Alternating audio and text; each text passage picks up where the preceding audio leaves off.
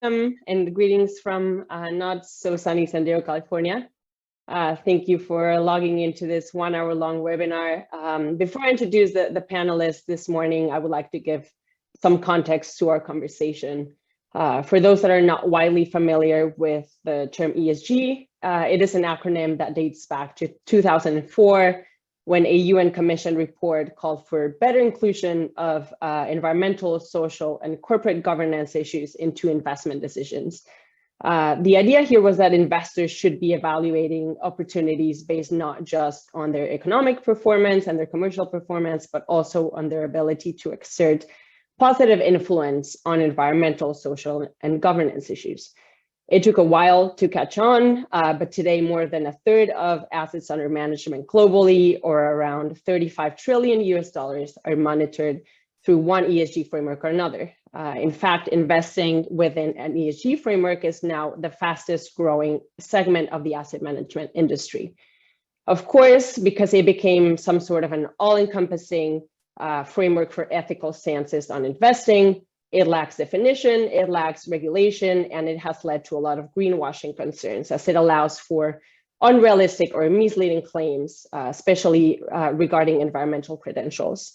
This has prompted regulators to investigate and even fine recently asset managers and other financial institutions under the argument of misleading stakeholders on ESG investment claims. It has also led, finally, governments to step in the space and regulate, which is a good thing. Now, regardless of whether or not the acronym remains and prevails through time, the end game of transforming industrial processes, supply chains, and governance structures remains, and the need to decarbonize the economy, the world economy remains, and the need to move forward the energy transition remains. The drivers that will move investors and firms to start projects and redirect resources that add value to ESG related endeavors are many. They range from international commitments, such as the Paris Agreements, to shifting consumer preferences and shifting demand, to efficiency and cost savings, to regional geopolitical factors. This brings, of course, challenges and opportunities, very different challenges and opportunities to each business and to each country. And that is exactly what we are here today to discuss with a focus on North America. For that, I will have the amazing Sofia Alarcón to moderate the conversation this morning. She is an Institute of the Americas non-resident fellow and an associate director for America's Sustainability Business in Schneider Electric. Our panelists this morning are Evan Van Hook. He is Chief Sustainability Officer at Honeywell. We have Claudia de la Vega. She is Director of Corporate Affairs and Sustainability at Walmart Mexico and Central America. And Gabriel Bustamante, he is Senior Partner at Bustamante and Freire and BBA Deals and Dispute Member. BBA Deals is actually a co-host of our virtual panel today, so I want to extend my gratitude for their support, as well as to Céspedes, the Centro de Estudios del Sector Privado para el Desarrollo Sustentable, who also supported our program this morning. And most definitely to Diana Rodriguez from Institute of the Americas for all of her help. I want to give the floor now to Sophia and thank everyone for joining us this morning. Thank you, Tanya, for such welcoming such welcome to this panel. I'm really pleased to be here sharing the table. I won't be speaking; you'll be the speakers, but it's really a topic in the U.S. Based out of New York, and now there has been two different versions of this ESG, right? We have the backlash from some Republicans coming up in some states, Republican states, but also we have a very strong push by President Biden, right? Who actually used his veto yesterday to push climate action. So we see these different work streams, regulators on one side, the presidency on the other side, and of course the state. So we see a combination of factors shaping what the ESG conversation is in the US. So this is what we're going to talk about. I have a few questions for the panelists. So I think it will be good for the panelists to share details, experiences that relate to the ESG work that you do, of course, in North America, in Latin America, of course. But so to set the stage, I think it would be helpful to understand from a wider perspective what's going on in terms of ESG, right? And Tanya, you give us a very good overview and good introduction as to what is this, how this is evolving, what's the journey ESG has come along in the past. But I think it would be good to listen from the speakers. What are the opportunities they've seen, right, in the past, say, year, in the past few years? Because the ESG conversation started as an ESG conversation with the Paris Agreement, maybe after, right? Even though before we would call it CSR or sustainability reporting or climate risk, now it's all related, everything is interconnected. So in this panel, we're going to talk about ESG. So I'm going to start with Gabriel. Maybe you can give us a quick overview of how ESG is being shaped in North America, in Latin America, where you work, and what are the trends you are seeing. Gabriel, over to you. Hi, everybody. It's a pleasure to be here. Thank you to the Institute of the Americas and everyone in the panel. What I can do is talk about my experience in Mexico. No? And in Mexico, you know, as you all are aware, we have a political situation, which basically drives the discussion. And our current government has a speech towards supporting ESG. In fact, just last week, I mean, this month has been big on news related to ESG. The Ministry of Finance in Mexico published the taxonomy for Mexico, no? And the Mexican taxonomy follows somehow the work done in Europe, the work done in Colombia, and the work done in China. And also they are taking references or previous experiences in Mexico. So to me, the challenge right now, despite the regulations, which are just, as we all know in the world of law, soft law, those will not be binding, and they have to be part of the Mexican legal system. But the biggest challenge that I see we have right now is first the political conditions. In Mexico, we had a huge progress in relation to energy from 2014, when the energy reform was passed, all the way to 2019. Right now, everything, all the sector is in an impasse. And as you all know, there's a big movement for the nearshoring. All these industries coming to Mexico, going out from China, also because of political conditions.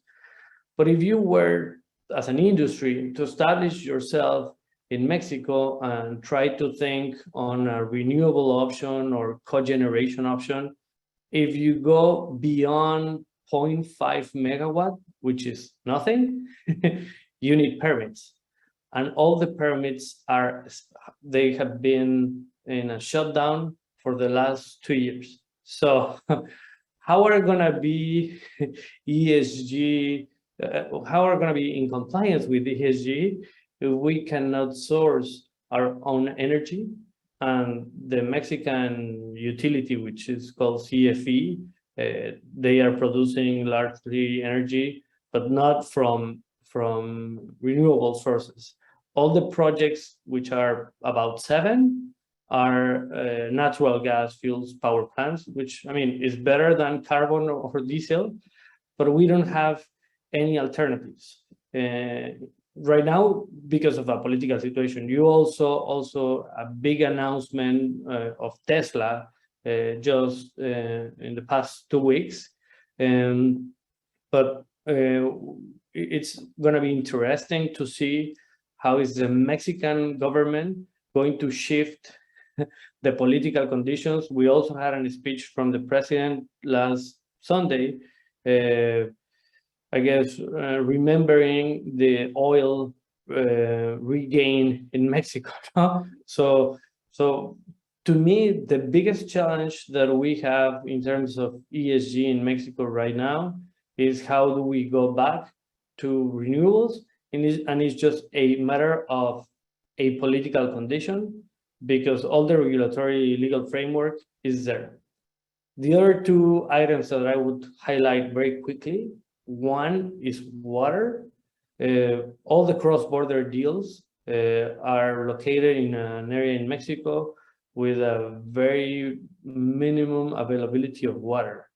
So that's also going to be tough because all the industries there would have to source their water from high advanced technology.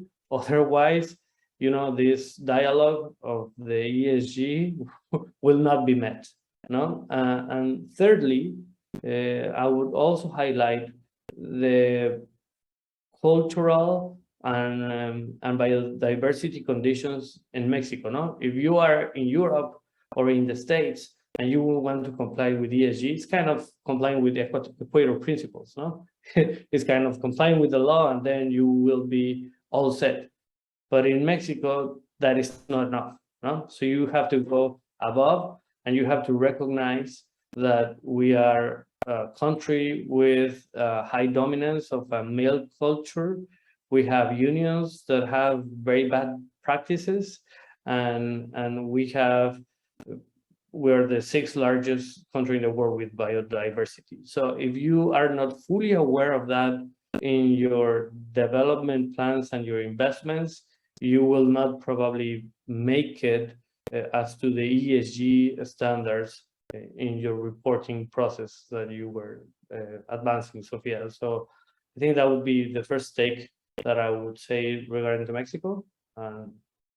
Yeah, this is great. I think there are political challenges everywhere. Now, of course, Mexico, but Europe at some point, some countries, New Zealand, Australia, right?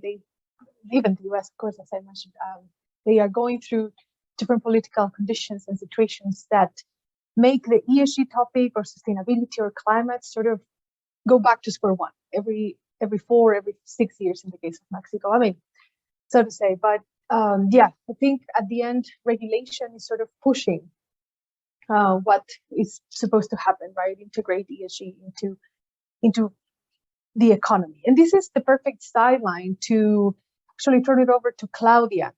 From your perspective, Claudia, what are some of the sectors in Mexico that will benefit the most from ESG-driven investments? Sorry, I wasn't able to unmute myself. Thank you very much for this invitation, Sofia, Tania, and everybody else that is attending to this session today. I'll start telling you that the retail sector is undoubtedly benefiting from ESG-driven investments. And this is because we touch every sphere from the ESG. So we have a very large stake at the environment, also all the social sphere, and of course, governance. And being a company the size as Walmart, our responsibility goes hand in hand with our size. So I think regarding the E, because when we talk about ESG, I always like to cover the 3 letters or the 3 dimensions, not just focusing only on the environmental side, on the sustainability side, but starting in that, just in the order of the acronym. I think in the retail sector, as we have a direct face towards the customer or the consumers, we're there just to crystallize what the ESG may look like in the real life for everyone.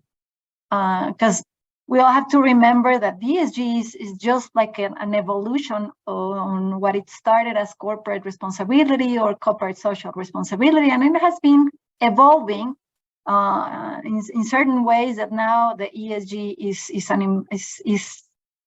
very much a term used in the investment sector. But what about customers and employees? How does that look like from their perspective? No. So I would like to start by telling you that, for example, in 2022, in Walmart de Mexico and Central America, we invested more than 3,700 million pesos only in environmental initiatives. And what we did was launching this program that you may be familiar with, that is called the Regenerative Company, that I will explain later on in the session today. But we opened 6 regenerative stores. So there we consolidated more than 30 environmental initiatives, and also social initiatives, such as rainwater collection and reuse systems, efficient energy consumptions. And talking about what Gabriel has been saying, yes, of course, we're in a kind of impasse. But we as a company, we understand that governments are temporary and that we need to set the goals, and we need to have a roadmap to get to the goals. So the use of efficient energy or clean energy is a must to everyone. So, and also have all these renewable projects going on.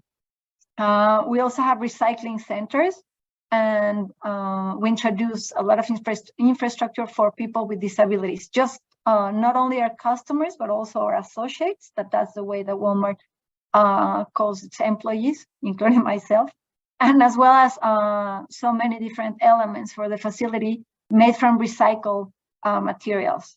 So this year, we're going to have in 2023, we're going to have a comprehensive investment plan, because we're going to increase to 100 generative stores under this scheme.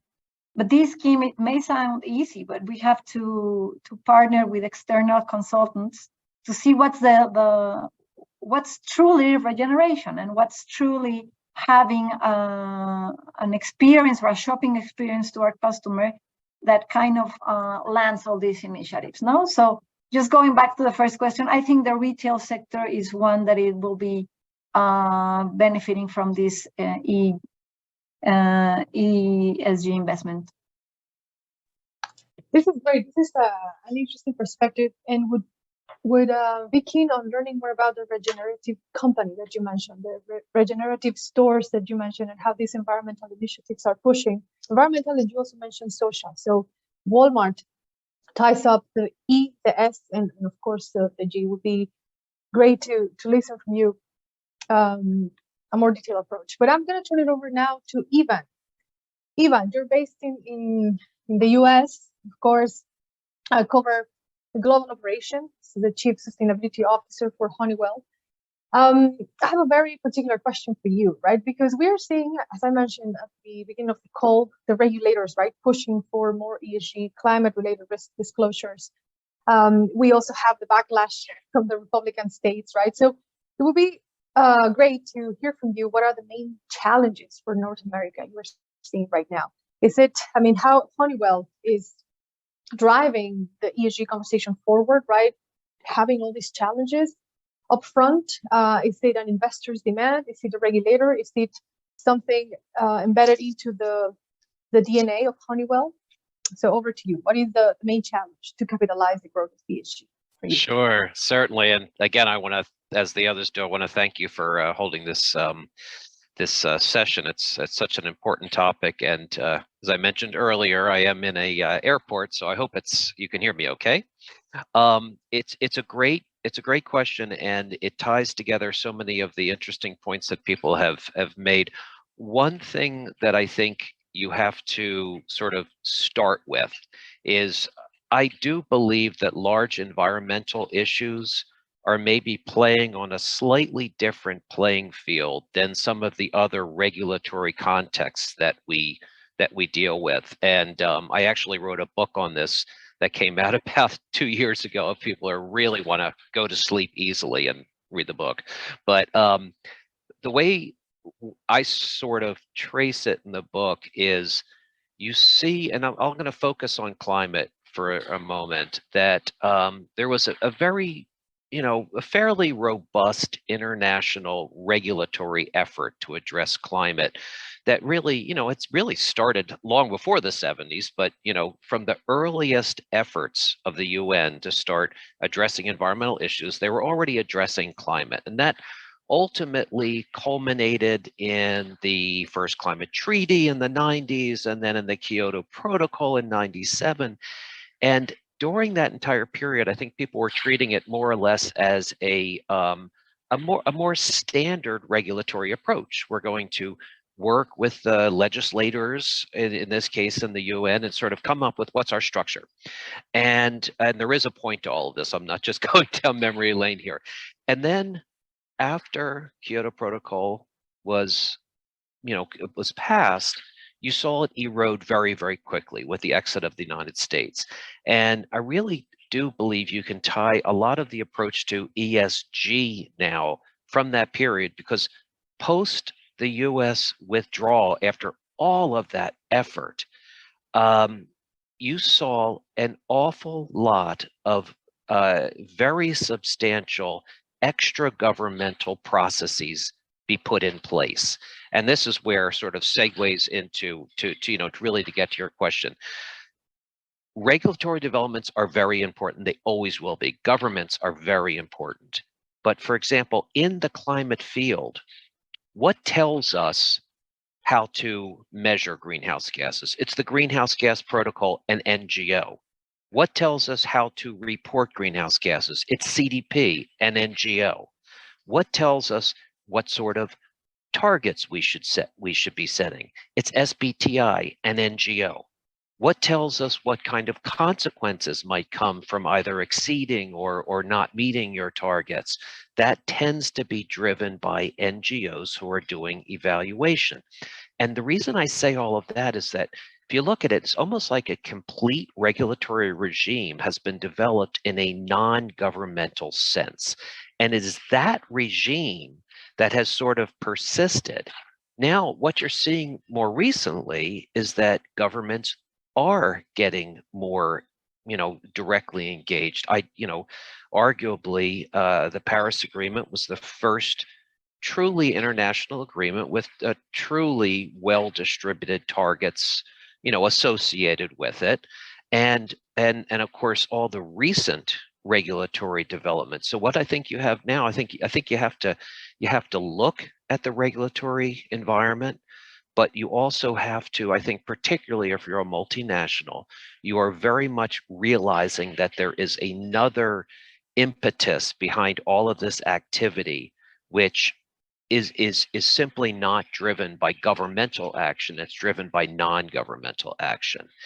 And then the other really significant driver here, which appears in other places, but it's very strong here, is that in the ESG area, and particularly the environmental area, particularly the climate area, the scope of that green economy has become so large.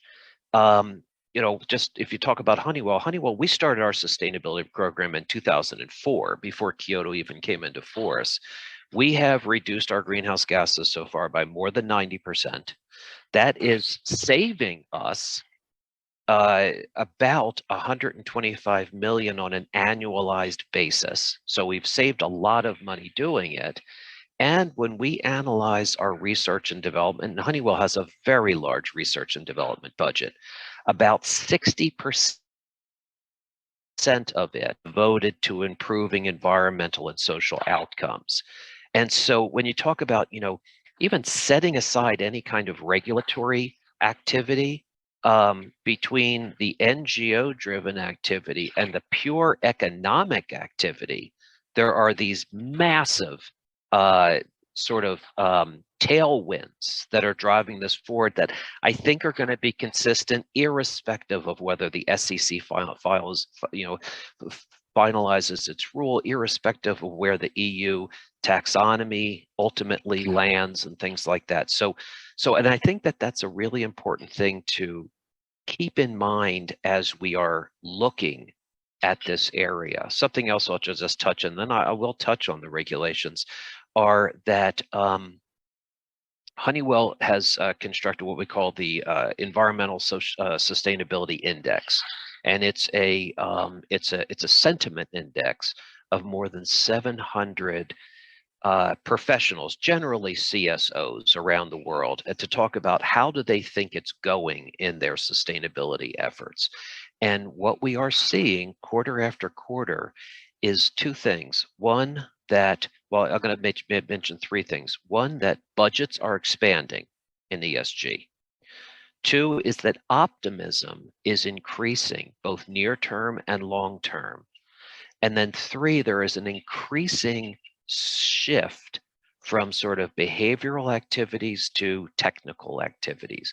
And what that says to me is people are starting to, again, if you think about the economic drivers, people are really thinking, okay, I have to invest here on heavy duty technology that's going to get me where I want to go. And so, that's something. So I think that's the whole context. And then, just very briefly, so I don't, in terms of the regulatory drivers, you can talk about them falling into a bunch of different buckets. First of all, there is the reporting types of requirements, and they are what they are. We hope like heck that they are done in a prudent way that doesn't prioritize data manipulation over substance. I'll very briefly tell you a funny story that when Obama was heading to Paris, he asked a lot of companies come down and set targets with him, and we did that. And then he sent the reporters out of the room, and he really wanted to talk. And so we talked a little bit about and he was saying, how are companies going to keep track of all of these crazy, data and reporting requirements? And so he was talking to me. And so I just sort of said, well, we could spend months just looking at this light bulb burning here in the middle of the table and try to figure out exactly how much scope 1, 2, and 3 and 4 greenhouse gas emissions are associated with it. And then him, being much smarter than me, just said, or you could just go and turn it off. And the reason why I think that's such an important insight is because as we get all of these reporting and measuring requirements in place, we have to remember that measuring is not reducing. And we need to measure, we need reporting, it has to be accurate, it has to be good, but let's not overdo it from an efficiency perspective. And the very last thing that I'll say is we are very enthusiastic about things like the IRA, which is giving real dollars to encourage real technology in the United States. We do believe, and this was mentioned earlier, we need more regulation on permitting to allow, you're not going to get renewable energy if you don't have a way to distribute it and transmit it, to where it needs to be. So. That's great, Ivan. I was taking notes, and it's a long answer, so many touch points, to follow up. And yes, I agree with you that, things are being driven by non-government action, and that's true. Yes. But I think we are starting an era in which this government action is going to adopt everything that NGOs did for the past 2 decades, enhance it, improve it, and then ask companies to do better and to keep tracking. Because I think investors are looking right now at ways in which they can track data in a more frequent data points, because data is very outdated right now. So you have all the sustainability reports that are published today, but they have data from 2019 or 2020, right, or 2021. And with the pandemic, right, the baselines were adjusted, and we keep adjusting baselines because that's my day-to-day job. But yes, at the end, there has to be a push from the governments to sort of align the conversation, because all these NGOs are trying to, of course, move their interests forward, which is great, right? But at the same time, we are comparing apples with pears and mangoes. And absolutely. It's not consistent, right? Not in terms of data points, but in terms of the methodologies used. And I don't know if you would coincide with this, but there are also ways in which, companies sometimes lose a lot of time just tracking one emission factor that is non-material, and it probably wastes a lot of time. But this is great. I'll come back to that. Actually, you touched on a good point about regulation, right? And as you said, Obama and Biden, and of course the SEC in the US, but in Mexico there have been also some good developments, right? Last week, or perhaps a couple of weeks ago, Hacienda, the Secretary of Hacienda in Mexico, published the sustainable taxonomy to catalyze ESG investing. So I'm going to turn it over now to Gabriel to get his perspective on that. So do you think this upcoming sustainable taxonomy will catalyze ESG investing, will sort of tweak things around in terms of the political situation? Because now you have a way to define what is sustainable, right? So that could sort of help navigate the conversation. But what is your take, Gabriel? Well, my take is, I, of course, receive with good news, with pleasure. The fact that we are having a panel on ESG it means that something is going in the right direction, no? And the good news is that Mexico is not the exception, and we already have a taxonomy. There are things, in my opinion, that could be improved, because when you start reading the taxonomy, and you, for instance, we've been talking about energy, no, clean energy, and you see a chapter on wind farms, and they develop this kind of matrix, and in the matrix you look at I guess a prescription saying wind farms should not be located in natural protected areas, which I guess we all agree on that. And then they say they cannot be located in hydrological important regions, and then they cannot be placed, or they should not be placed in terrestrial mammals corridors. But so the intentions are well, but if you look at the detail, at least in Mexico, 17% of the country is natural protected areas, no? And there's a way to design wind farms that can coexist with natural protected areas. There, as I mentioned before, we are the 6th largest country in biodiversity. There's corridors or hydrological areas all over the place. So we need to see how are the regulators and the investment banks are going to look at these guidelines, because they are not consistent with the law, no? And one point that I want to stress out here about what Evan was mentioning, I think we have two realities, at least in Mexico. One is, for all new projects, maybe going back to 2010, the NGOs and all these international soft law standards are dreaming the conversation, no? If you comply with X, Y, and Z, that might not be, or they, regardless of the Mexican standards, we'll give you the money. If you don't comply or you don't convince me, we're not going to give you the money. You know, that's all about investment in terms of ESG. But what happens with all the investments that are already there? All the companies that have been operating for a number of years, and what you see there, it's amazing. I mean, we have a lot of clients, and everybody, as they say, deserve a lawyer and deserve advice. When you start digging on the environmental aspects, do you comply with your waste management? Do you comply with air emissions? It's chaos. And many of them are multinational companies that you will think they are following the parent company example. So there is a different reality. So I really expect and hope that the ESG reporting or these other constraints will let the existing investments into the ESG direction, because right now you would be surprised how much they fail to comply with the minimum existing regulations.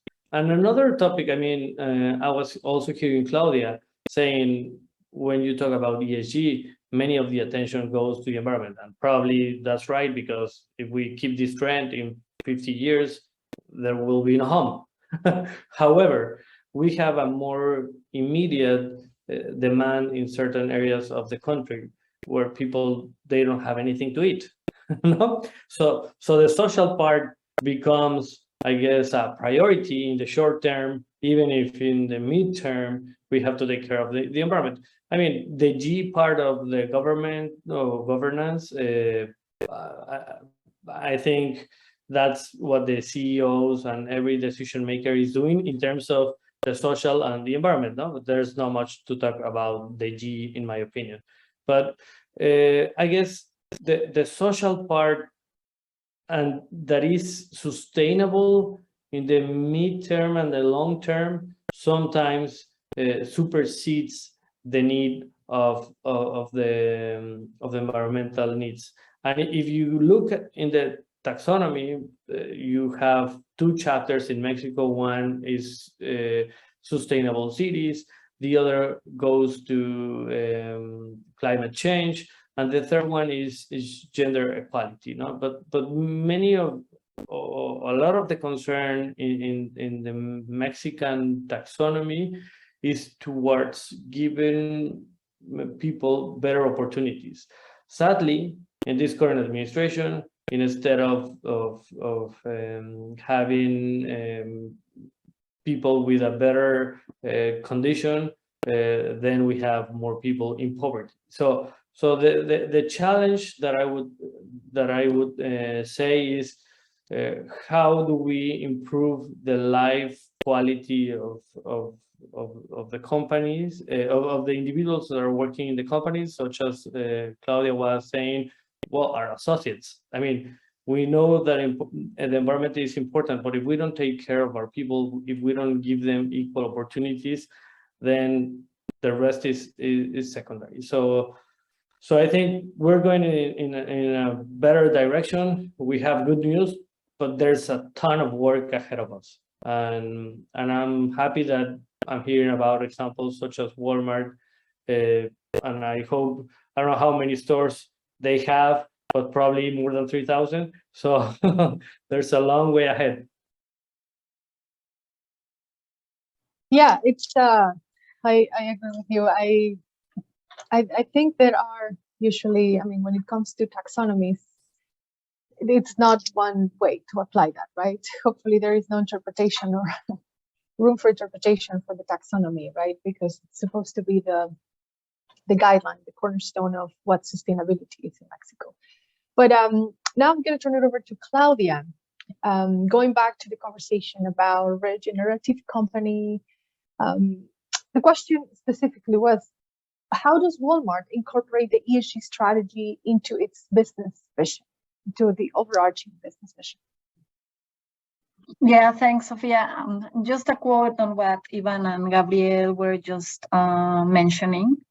I think regulation has come a little late, because if we take the Adam Smith vision of the invisible hand of the market that will fix everything, and given that climate change and all these social inequalities as well have been a topic that hasn't found like I can't say a solution, because it's evolving and continuously evolving.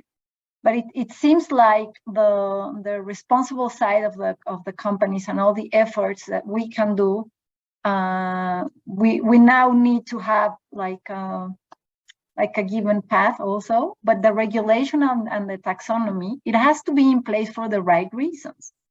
And that's another topic that we need to discuss, because sometimes the incentives are not always the right ones to put on this regulation, all these regulation sides. So we need to be very aware from that side. And also to regarding the governance, or the G in the ESG, I think it's very important for the companies to have this ESG perspective embedded into the business strategy.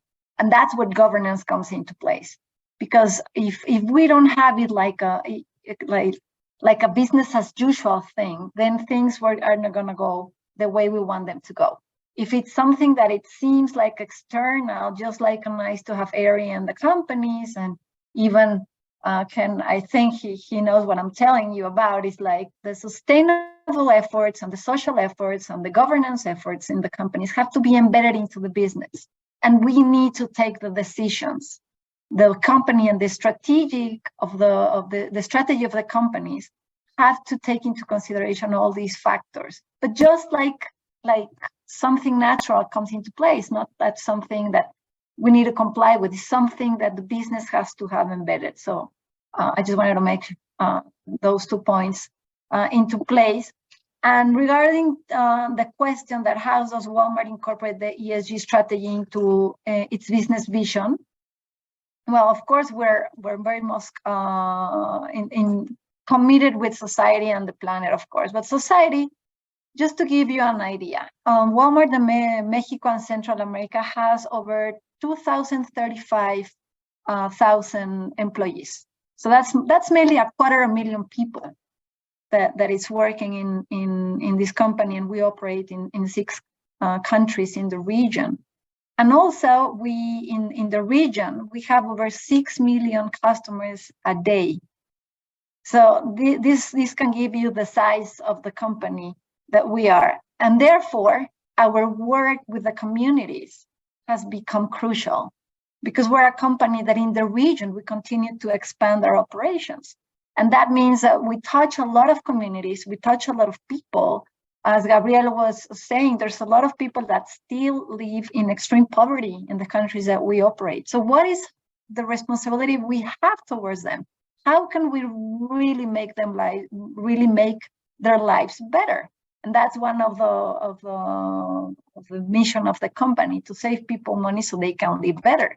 But then we need to realize, or we need to think beyond what means exactly to live better. And to live better is to have thriving communities, and to live better is to have people live in a better planet, of course. And that's where the environmental side comes into place.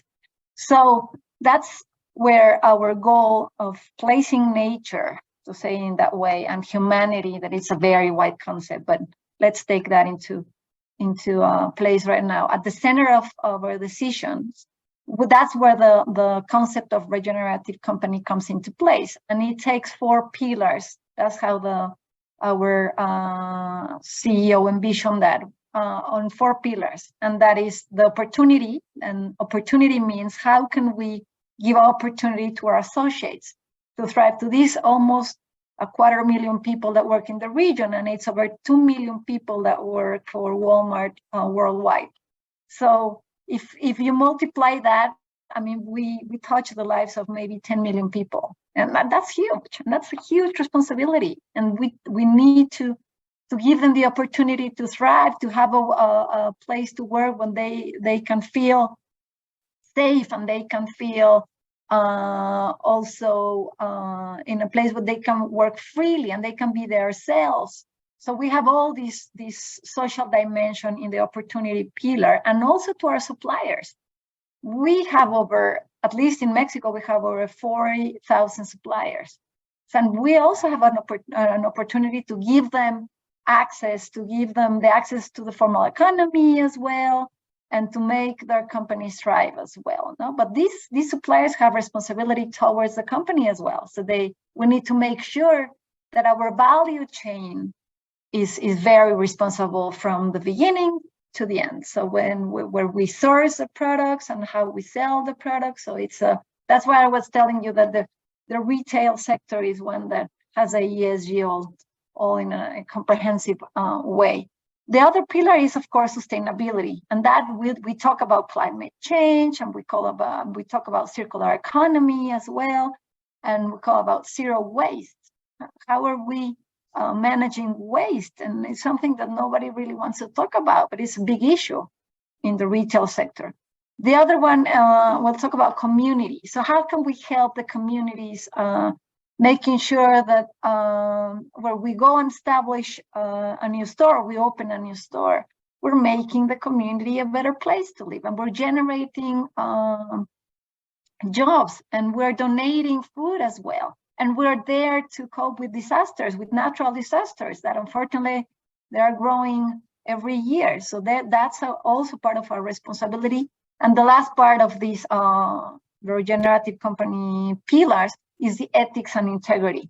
And that's where making sure that our sourcing is made in a responsible manner, and that we have everything in place within our company to make the other things happen. So I don't know if it was a very long answer, but just trying to put everything here and open to any questions. No. I think it was a great sort of overview of what Walmart is doing and how it is embedded into the overall business strategy. Because at the end, for many years, I think ESG, and in some cases, is seen as a silo, right? ESG is separate from the strategy vision of the company. So it's a great example to hear how Walmart is doing this. So just to the audience, feel free to drop in any questions to the panelists. We still have time. I got already 2 questions that I'll integrate in my list of questions to the panelists, but I'll make a last round of questions, let's say, and then turn over to the audience. Ivan, let's go back to the regulation, because that's a fascinating topic, a spicy topic in the US, I would say. Yeah, so the question to you is more around how do you expect the future SEC regulation on climate-related disclosures to affect projects in the US, to affect, say, your operations? And if you think these will have indirect consequences to firms in Mexico, Canada, Latin America. And for the audience who is not familiar with the SEC, the SEC stands for Security and Exchanges Commission in the US. It's a financial regulator. A year ago, actually in April of 2022, they issued a draft of what is now known as the Future Climate-Related Disclosure Act. And it has been back and forth comments, right? They're about, I think, to release the second comment or period comment. They are gathering, of course, comments from investors, not communities, but companies in general. But this would be the first bill to be enacted by the US government, or in this case by the regulator, the financial regulator, to ask investors as well as companies to disclose their climate-related risks. There has been some backlash from companies, investors, especially asset managers, to drop the Scope 3 emissions disclosure, which is something worrisome. But yeah, just wanted to give this quick background before turning over to you, Ivan. Sure. When we look, I think it's fair to say, fortunately, when we look at the current regulatory developments, we see them as primarily a source of upside.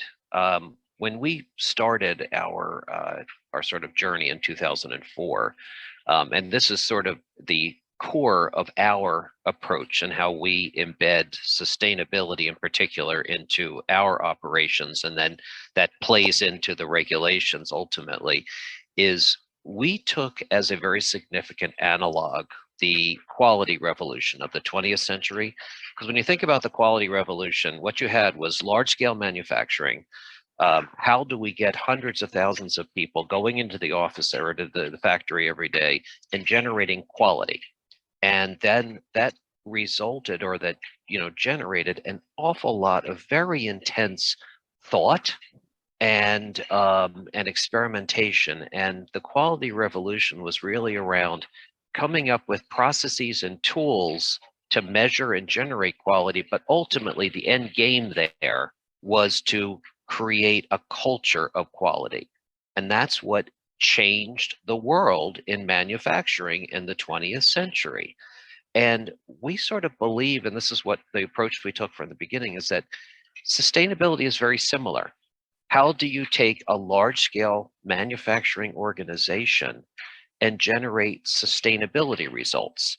When we started, the company was just going through a very significant lean-based sort of transformation, and we built sustainability directly into our lean-based transformation.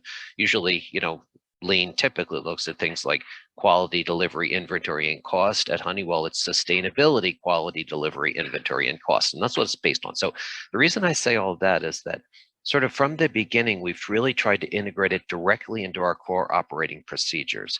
And probably, I think because of that, as I say, we've generated thousands and thousands of projects. We've reduced our greenhouse gases by more than 90%. And we also, because lean is a very data-focused approach, we also learned early on that we have to be very focused on the data. And that's what ultimately ties into the SEC. Ever since 2011, we have had our data, our greenhouse gas data, third-party verified at the same standard that SEC will require going forward. So we are, I hate to say it, but more than a decade in advance now, and these are our global data, around the world. So we feel pretty good from a data perspective. Now, the Scope 3 issue, we have committed to SBTI to set a target that includes our Scope 3 emissions. And there again, we consider Scope 3, as part of SBTI, we will be reporting our Scope 3 emissions. So nothing the SEC is going to ask for really that we are not already doing, again, driven through an NGO approach. We see Scope 3 as, again, a tremendous opportunity because the biggest category for us will probably be products in use. And that gives us an opportunity to reinvent our products to have lower emissions. And that will ultimately, it's what our customers want, and that will reduce our Scope 3 emissions. So from a pure sort of like regulatory perspective, we're not like super concerned about it and any kind of like, oh, we're afraid of what it's going to demand.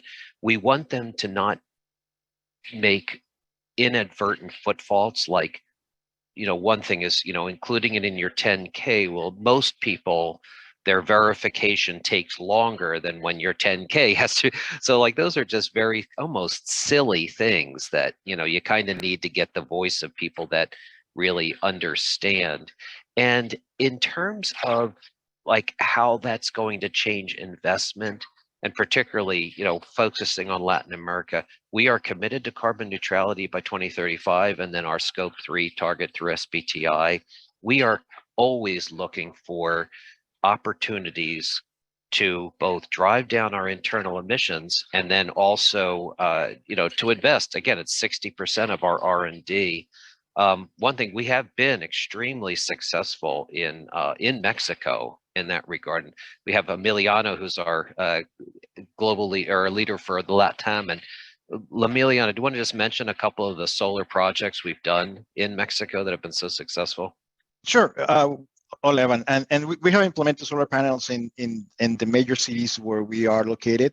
We have implemented in Baja California and Mexicali, in Chihuahua, in this Chihuahua city, and also Ciudad Juarez. All of them are less than 0.5 megawatts as required by the government, and they are now producing electricity for us. So it's becoming more and more sustainable, our operations in Mexico. Yeah. Such a good example. So yeah, thank you for sharing that. Well, let's see how the SEC regulation pans out. Hopefully, I mean, companies like yours, of course, they are way ahead of the regulation. But for small companies, medium companies, this is going to be a major deal. For some asset managers which haven't reported any climate risks, this could be a major call. But yeah, thanks for sharing that. And actually, I would like to use some of your touch points to go back to Claudia, because a conversation around sustainability, of course, has to deal with the value chain, right? And Scope 3 emissions, as Ivan was talking about, right? So the question to you, Claudia, is how is Walmart value chain, right? With the strategy you have across the value chain, and you mentioned a few examples. You have around 4,000 suppliers, if I'm not mistaken. I took note quickly. How you see this value chain as strength for your ESG strategy? If you can share something about it. Yeah, of course. As I mentioned before, the scale is huge, so is the responsibility. So that's something that we take very, very seriously. So we see ourselves as agents of change in favor of social progress and environmental conservation. And to achieve this, it is necessary to take care, of course, of the value chain from the perspective of responsibility, so responsible sourcing and all the strategy about natural capital, how we source, where do we source, what are the labor conditions of the people that are there where the raw materials are, etc. Also, having all these value chain to be very transparent, from end to end. And not to say at least the legal compliance within it. So to this end, we're strengthening our relationship with suppliers. And in this way, what we try to do is to eradicate any conduct that negatively impacts human rights and the environment. So that's of course something that it's a no-brainer, it's non-negotiable. So the quality and the non-discrimination the prevention of corruption, and the guarantee of decent work are our daily commitments. And that goes with the G in the governance part, no? And in turn, the responsible use of environmentally friendly products, as well as a reduction of our carbon footprint and our goals that are reaffirmed and are reinforced in our daily operations. No, so to speak of a responsible value chain in this new era of regenerative company, that's where it comes, everything goes into place, no, which evaluates and monitors our actions, and the actions, of course, of third parties that sometimes are the most difficult part of a retail company. So having these over 40,000 suppliers just in the region that make up, of course, our value chain, needs to have several controls into place. So that's why we try to grow together with our suppliers and the environment. We have this initiative, I don't know if you guys have heard of it, that's called the Gigaton. That's where we measure all the environmentally friendly activities that our suppliers are putting into place, and that's regard emissions, managing of waste, the use of water, among other pillars, no? So we try to improve the different mechanisms that are available to our suppliers and support them also in promoting the social part, the human dignity of all the workers. That's how we have in Walmart a responsible sourcing team that makes sure that all of these things are happening. No? To give you an example, in 2022, one of our objectives was to ensure that suppliers were able, or were not able, just able and aware of the purpose and requirements of this program that I just mentioned, the Responsible Sourcing Program, as well as to follow up on the improvement of the facilities. So we make these audits to go to where they have their facilities, and we make all these audits just to make sure that things are in place and they are complying with all the requirements. To become a supplier in Walmart takes a big journey. It's a big journey, and that's something that everybody knows out there. But we want to make sure that every new supplier has the commitments in place, and we protect, of course, everything that has to do with labor rights. And also, we foresee the environmental practices. So that's the other part that we see in the value chain. And we have also annual training to these suppliers just to update the specific topics that they're required to become a supplier. And if they don't comply, they stop being suppliers in the region. And wow. So yeah. So I don't know if I answered, of course, a long question. I mean, no answer to your question, but that's something that really worries us. Mm-hmm. There's something that we take into consideration. You're pushing hard for some action from the suppliers, which is something not that yet. The companies like us as Honeywell as well, we are able to move the needle. So we need to use our scale for good. And that's something that we all big companies, we use this scale for good motto all the time, but it's true and we can do it. Yes. Actually, along those lines, I would like to actually take one of the questions from the audience and bring it to our conversation. So the question is how to reconcile the goal of every business, either call it Walmart, Honeywell, any business, right? Selling its services and goods, and the idea of regeneration or circularity, zero waste, neutralization, science-based targets, sustainability, right? And this new trend of stopping consumerism, right? Leaving that behind, and disposable goods. So how do you reconcile these two visions, right? About stopping consumerism, right? And bringing new services to consumers, right? If you have any thoughts on that. I mean, this is an open question, so Claudia, Gabriel, or Ivan, feel free to jump in. I would say 4 words, and it's ethics towards earning money.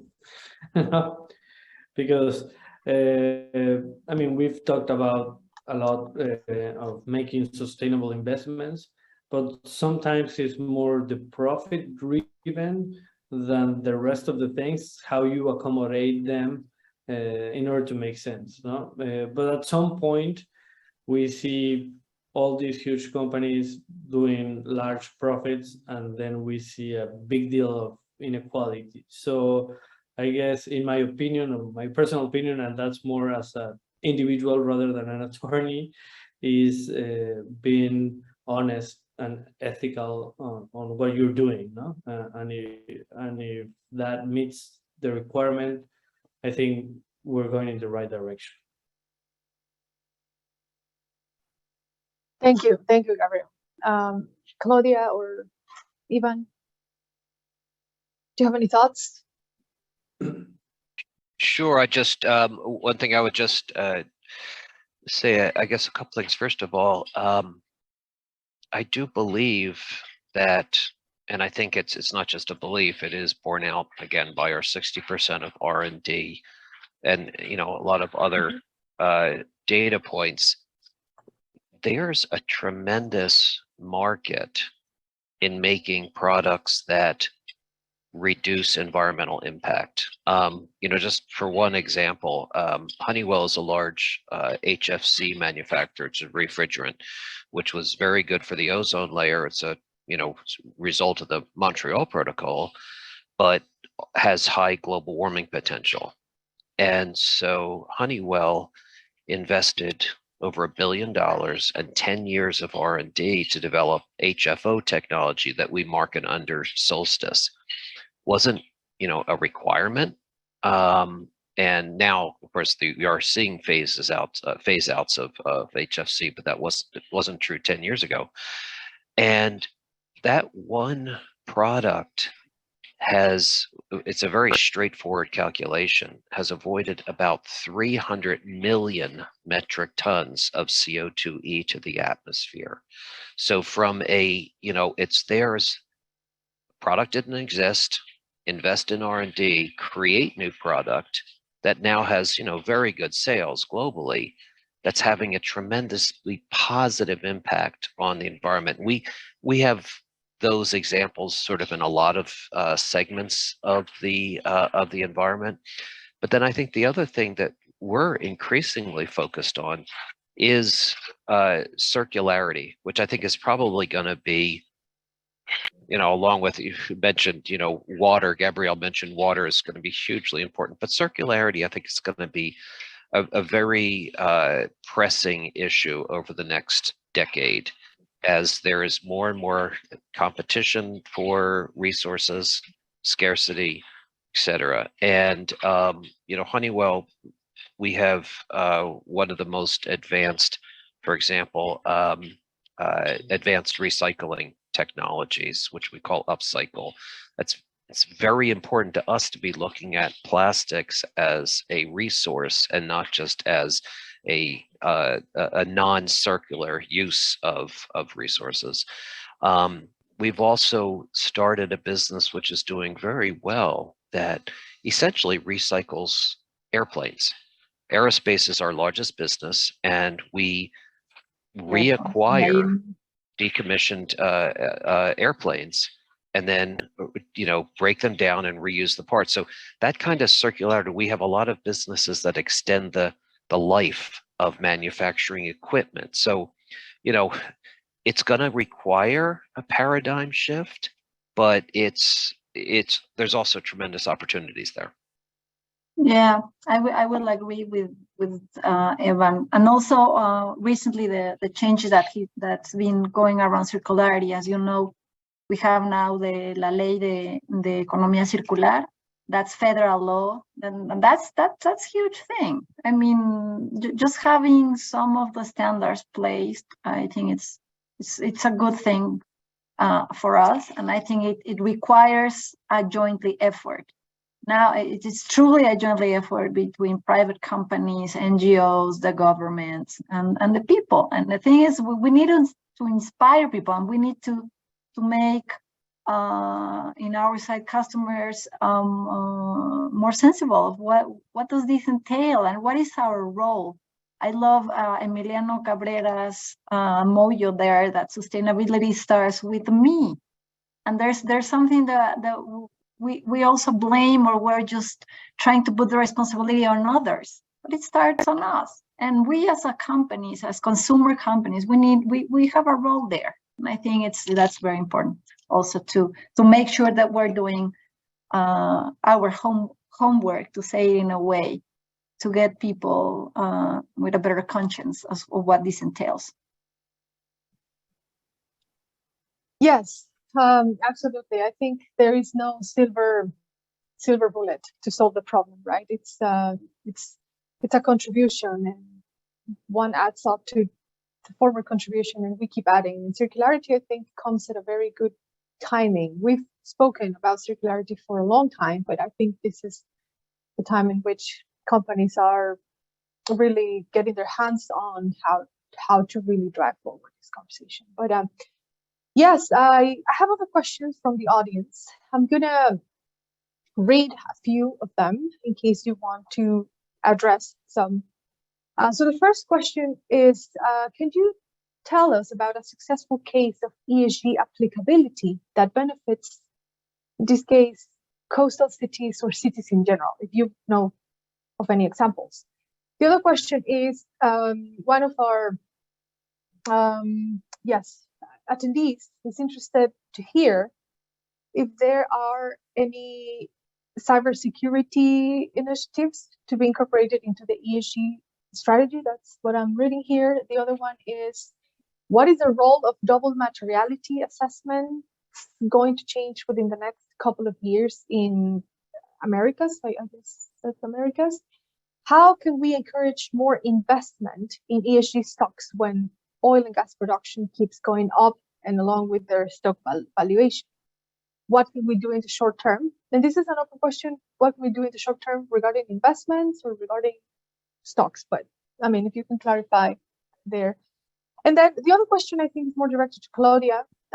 When Walmart opens a new store in Latin America, does it take into consideration how the new store will affect the local economies? I think you touched upon that a little bit. If so, what measures are taken to mitigate these impacts? So these are the questions from the audience. Feel free to drop in more as we speak, but I'm going to pause here in case you have any quick reactions to answer one or all of the questions here. I can start by answering the community thing. Yeah, of course, we do have an impact, and we measure it from the beginning till the end. What I think one of the advantages, or the many advantages, of having a new store in a community or in a mainly isolated community is that we bring not only products but also services to the community. As you know, in our stores, you can be able to collect your remittances at a very, very low fee. You are being able to pay for all your services also. So it's a way to bringing closer to the community these affordable products and a wide variety of products at a fixed price, not at a low price. Also to generate direct and formal jobs towards the community, and to bring products and services. One thing that happens when we open a new store, we work together with the municipalities also to do all these mitigation activities around the store that needed to be in place before opening a store. And that's also very important, just to mitigate any negative externality that may come into place. It depends, of course, on the size of the store. We're also a place where all these social programs can be collected or used in the stores as well. So we do a lot of homework before opening a store. As you know, Walmart has different formats in Mexico and in the region, also in Central America. So we have Bodega Aurrera, we have Mi Bodega, that is more aimed for rural areas. And then we have Bodega Aurrera Express, that is smaller stores that we call proximity stores. So people don't need to travel a lot. Sometimes people that live in isolated communities need to travel a lot to do their shopping, or they're subject to one or two local retailers that may price the products differently according to the demand. So that's something that we do different as well. And also we bring connectivity. So as you know, we have become a part of the digital economy and the connectivity economy. We have an MVNO in place that we bring into the communities as well. So yes, we do measure the impact, and we try to become an ally of the community rather than something that it's being seen as negative to the community. So that will be one of the answers. And the other, the cybersecurity part, I know we are constraining time, but we just published our annual report, and there's a whole area about cybersecurity that it's a big thing, how we treat the data, and the privacy is very important. Of course, to everyone, we need to know our consumer, but we still need to protect their data. So it's there, and it lies under the G of the ESG. That's why the G is also very important. Thank you. Thank you. Any quick reactions, Ivan or Gabriel? Emiliano, of course. I guess the only thing I would say is that we tend to look at cybersecurity in a way that is similar to environmental, because we have that is one of our product offerings, and obviously critically important to us ourselves. And so it's something that we both are very focused on internally and externally. And I will note that cybersecurity is one of the sort of conditions for a sustainability bond under the ICMA guidelines. And that's sort of first, so gee, let me dig into that a little bit more. But when you think about how many environmental systems are now controlled by software, et cetera, and all of the real, terrible harm that can come from cyber attacks, it makes a lot of sense. So we do consider that to be part of our overall ESG framework. Right. Security and cybersecurity, again, both our own products, and we do look at the R&D that we have into cybersecurity, and also the products, and we consider it to be, very much part of our ESG picture. I'm afraid I can't remember all the other questions, but there was a lot of them, and so that's our approach to it. Yeah, it's cybersecurity environment are usually two big pillars to keep track on. Mm-hmm. And I will say that also touches on one of the other questions about cities, is that the public institutions are tremendously at risk from cyber attacks, and you need to that's part of their resilience planning, is resilience against cyber attacks, which again can attack their data, but also increasingly control their environmental controls as well. So thank you. On cybersecurity, I would just say that, as you see on my screen, I'm a member of the BBA Deals and Disputes, which is another form of giving advice to our clients. And we have a terrific expert for cybersecurity. Her name is Nuhad.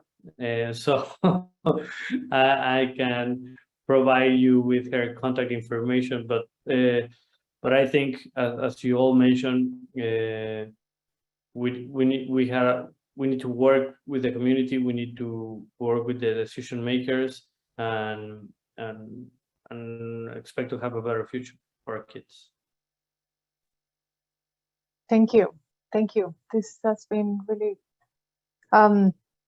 great, a good panel. I see there are other questions from the audience around double materiality, but I think double materiality is now regulated in Europe rather than in the Americas. So let's see how this cascades down to the Americas, but it's now a new legal term. Double materiality is all about how the company is going to affect the environment, not the other way around. For many years, we have considered how the environment is going to affect my operations as a company, but now the double materiality includes how this impact, or the impact that the company is having outside. So it's evolving. It's a new legal term, especially in Europe, new regulation. But yes, so I guess we can close this panel.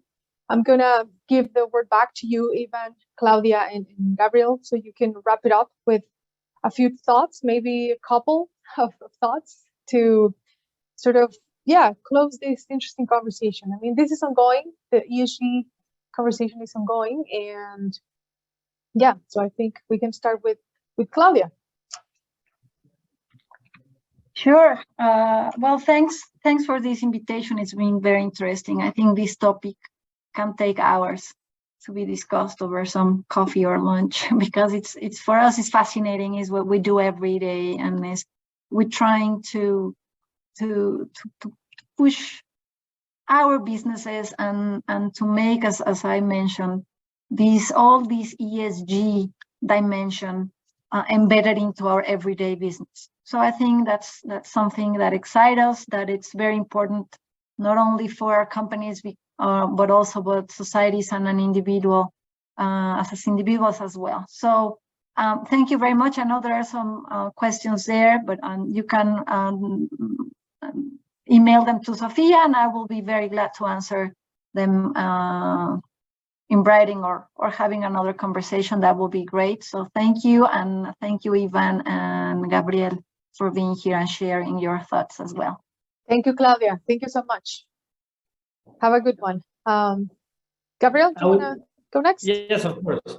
I would say that there's going to be a huge wave of investment to Mexico over the next year, and we have this brand new taxonomy.